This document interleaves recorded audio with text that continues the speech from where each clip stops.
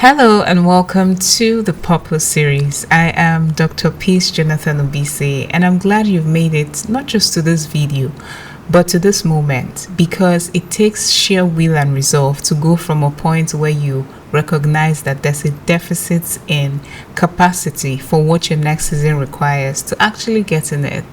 So, welcome on board. You're eager to expatiate your current understanding of purpose and outline divine strategies to live it out. I applaud that, but I would have you know that purpose is first a mirror before it's a change agent, in the sense that it shows you your reflection before it tells you your relevance in the world. So this means that in order to fully have a grasp of what purpose really is, the subject of self-discovery is a great place to begin.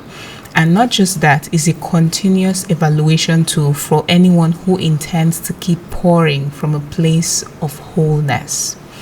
Self-discovery looks different for a man and for a woman because expectations are shaped by gender from a very early age, and these expectations go on to shape our identity one way or another. Women begin self-discovery by unlearning who they were taught to be: pretty, gentle, kind, sacrificial, even sometimes to their own detriment.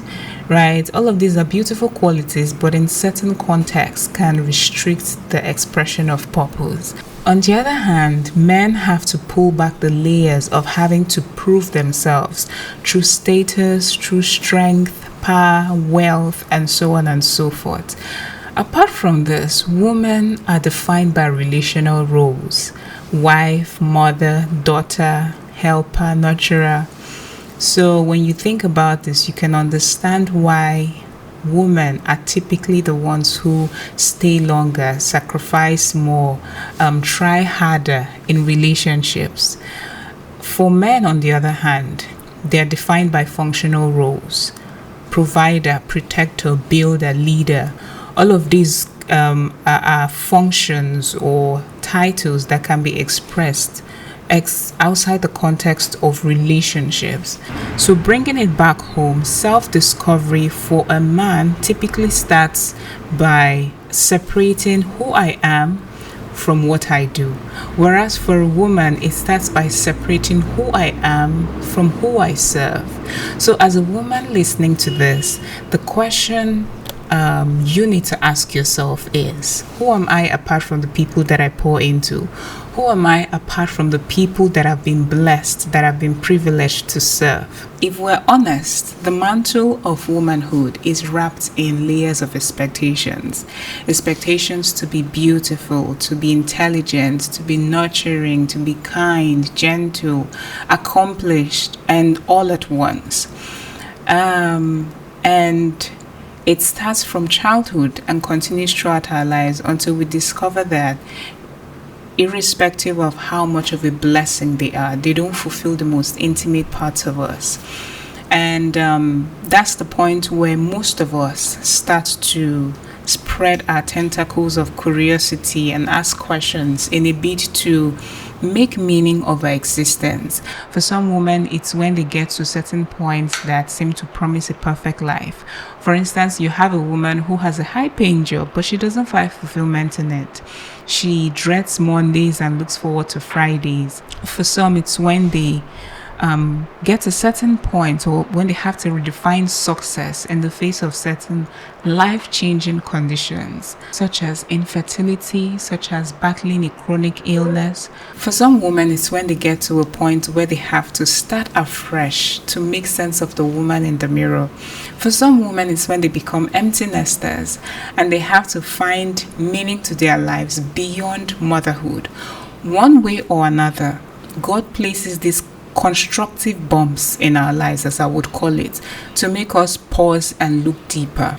Beneath the glory of your titles, your resume, your responsibilities, your probably aesthetic social media profiles, what does the raw, unfiltered version of you look like? Oh, she's a wife, she's a mother, she's a CEO, she's an established professional. That's beautiful. But sometimes we introduce ourselves by these roles until we start to forget who we are beyond them. They start to sound like our name, like the full story, the full essence of our identity. Look at it this way: roles are like clothes. They're season based, they're useful, they're stunning, but they're not your skin. Identity is your skin, identity is your real body. Identity is the woman God designed you to be before the world offered costumes. If you don't know who you are beneath the roles and titles and all of that, then every disconnection, every transition will feel like a personal crisis. Take, for instance, you have a woman who was laid off her job or who took a professional break for whatever reason. At some point, there's a likelihood for her to start feeling invisible, not because she's no longer valuable or she lacks the capabilities that she had when she performed her professional responsibilities, but because she didn't know who she was beneath the job, beneath the title she answered to. A lot of times when people slip into destructive behaviors, it's during a season of transition. A person could have years and years without end of success and accomplishments, but immediately a pause hits. Then there's a downward spiral, and that's because beneath the role that was being performed, there was no real identity to keep the person going when the role fell off, when the cloth came off. What sometimes happens is some of us fall so deeply in love with role playing that would sell our identity to hold on to the roles. I need you to think about that for a moment. Think about a scenario where an actor played a movie so well. He carried out a character so well that he said, you know what, I don't think I can outperform this kind of performance. So for the rest of my life, this is how I want to be identified. I will stop acting, or I will stop any further, taking on any further role just to keep this performance. That's literally what some of us have done. We've mistaken the beauty of a season for the glory of a lifetime. And we've spent a good deal of time fantasizing over past victories when we could have dug deeper for more inspiration, more strength to birth the next assignment. This is why self-discovery is not optional.